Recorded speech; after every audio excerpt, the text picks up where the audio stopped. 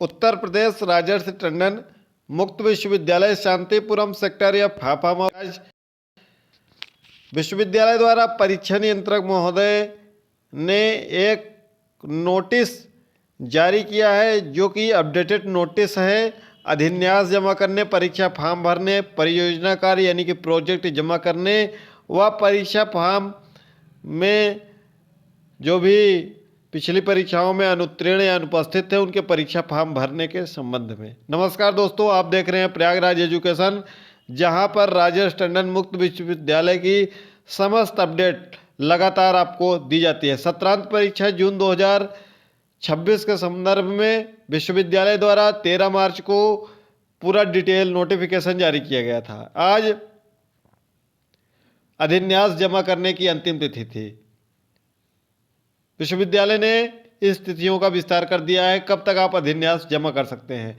अगर अभी तक आपने अधिन्यास नहीं जमा किया है तो अविलंब अपना अधिन्यास अपने संबंधित अध्ययन केंद्र पर जमा करें, परियोजना कार्य जमा करें, जिससे ससमय आपकी परीक्षाएं हो सकें। क्योंकि विश्वविद्यालय द्वारा हर वर्ष परीक्षाएं अन्य विश्वविद्यालयों की तुलना में विलंब से कराई जाती हैं, जिसके कारण कई अभ्यर्थियों, छात्र छात्राओं का नुकसान होता है।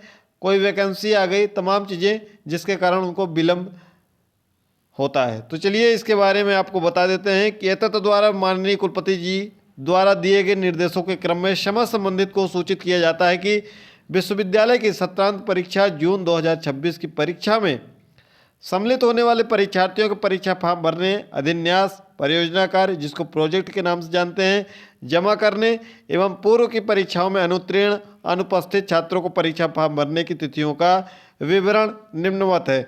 जो भी छात्र पिछली कक्षाओं में अनुत्तीर्ण हो गए हैं, जो भी छात्र पिछली कक्षाओं में पिछले सेमेस्टर में अनुपस्थित थे, उनको अधिन्यास, परियोजना कार्य नहीं जमा करना है। उनको केवल परीक्षा फॉर्म भरना है और केवल परीक्षा में सम्मिलित होना है। तो चलिए इसके बारे में डिटेल से आपको जानकारी देंगे। टेलीग्राम से अगर नहीं जुड़े हैं तो लिंक डिस्क्रिप्शन बॉक्स में जुड़ जाइएगा, ताकि वहां पर हर एक अपडेट आपको लगातार मिल सकती है। तो चलिए देख लेते हैं। सबसे पहले आपको देख लेते हैं ये अधिन्यास जो जमा करना है, इसकी अंतिम तिथि 6 अप्रैल है। आपका प्रथम सेमेस्टर है, द्वितीय सेमेस्टर है, तृतीय सेमेस्टर है, चतुर्थ सेमेस्टर है, पंचम सेमेस्टर है, छठम सेमेस्टर है। आप अधिन्यास किसी भी पाठ्यक्रम संबंधित हो, चाहे आप पीजी के हों, चाहे आप यूजी के हों, चाहे आप डिप्लोमा के हों, ठीक है, चाहे आप एक वर्षीय पाठ्यक्रम को हों। एक वर्षीय जो होता है उसमें एक बार आपको अधिन्यास जमा करना होता है। अगर आपने जुलाई 2025 में प्रवेश लिया था तो आपको अधिन्यास इसी में जमा करना है। अगर आपने जनवरी 2026 में प्रवेश लिया है और ईयरली है आपका, यानी कि द्विवर्षीय जो पाठ्यक्रम है उसका ईयरली है, तो आपको दिसंबर में परीक्षा फॉर्म भरना होगा, दिसंबर सत्रांत 2026 की परीक्षा में। इस बात का विशेष ध्यान रखेंगे। सेमेस्टर जिनका है उनको इसी में जमा करना है। जिनका ईयरली है, जब उनका 1 साल होगा जिस बार, उसी साल उनको जमा करना होता है। ठीक है, इस बात का विशेष ध्यान रखेंगे।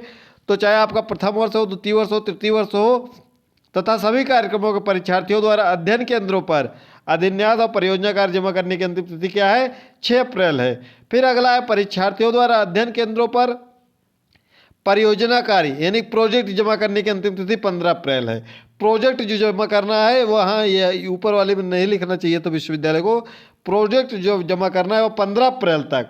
जो अधिन्यास जमा करना है जो 30 नंबर का होता है वह 6 अप्रैल तक। प्रोजेक्ट जो होता है वह 100 नंबर का होता है और जो अधिन्यास होता है वह 30 अंक का होता है। इस बात का विशेष रूप से ध्यान रखेंगे। तो 6 अप्रैल पर न जाते हुए आप अपने अधिन्यास को 5 अप्रैल तक हर हाल में विश्वविद्यालय या जहां भी आपने प्रवेश लिया है वहां जमा करना सुनिश्चित करें। उसके बाद जो आपका पोर्टल पर टंकित होगा वह 10 अप्रैल है, उससे कोई आपका लेना देना नहीं है, वो आपका अध्ययन केंद्र करेगा आपका।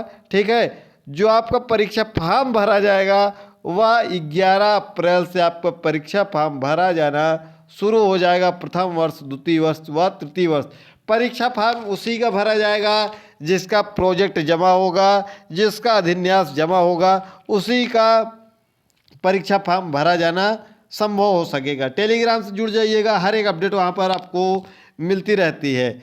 साथ ही साथ जो भी पूर्व परीक्षाओं में अनुत्तीर्ण थे, अनुपस्थित थे, 150 रुपये प्रति प्रश्न पत्र का भुगतान करते हुए उनको परीक्षा फॉर्म 5 अप्रैल से भरा जाना उनका शुरू हो जाएगा। और नियमित परीक्षार्थियों एवं पूर्व की परीक्षा में अनुत्तीर्ण अनुपस्थित छात्रों द्वारा परीक्षा फॉर्म भरने की अंतिम तिथि 20 अप्रैल है। जो नियमित विद्यार्थी हैं वह 11 अप्रैल से 20 अप्रैल तक फॉर्म भरेंगे। जिनका फेल है या अनुपस्थित परीक्षा में 5 अप्रैल से 20 अप्रैल तक वह परीक्षा फॉर्म भरना सुनिश्चित करेंगे। 20 अप्रैल के बाद से आपका विलंब शुल्क लगेगा। अगर 21 अप्रैल से आप फॉर्म भरते हैं तो परीक्षा प्रारंभ होने की तिथि तक आपको 150 रुपये विलंब शुल्क और जो परीक्षा शुल्क 150 रुपये प्रति प्रश्न पत्र है वो तो देना ही है। अब आपको परीक्षा फॉर्म सभी को भरना अनिवार्य है, इस बात का विशेष रूप से आपको ध्यान रखना है। अगर आप परीक्षा शुरू हो जाएगी और आपका प्रश्न पत्र नहीं हुआ रहेगा तब भी आप परीक्षा फॉर्म भर सकेंगे, लेकिन आपको 2,500 रुपये विलंब शुल्क देना होगा। यदि आप अनिल अंबानी, मुकेश अंबानी, अडानी हैं और आपके पास बढ़िया सा पैसा है और आप चाहते हैं कि विश्वविद्यालय उस पैसे का सदुपयोग कर सके तो आप निश्चित रूप से 21 अप्रैल से लेकर परीक्षा पर्यंत तक आप अपना परीक्षा फॉर्म विलंब शुल्क के साथ भरें, ताकि विश्वविद्यालय को आप कुछ राशि विलंब शुल्क के रूप में दे सकें। अगर आप मध्यम वर्ग, गरीब वर्ग के हैं और आप अपना पैसा बचाना चाहते हैं तो आप अधिन्यास समय से जमा करके अपना परीक्षा फॉर्म समय से पूरित कर लेंगे। उसके बाद आपका जो प्रवेश पत्र होगा वह विश्वविद्यालय की वेबसाइट पर जो इस दिन परीक्षा प्रारंभ होगी उससे 1 सप्ताह पूर्व ही निर्गत होगा।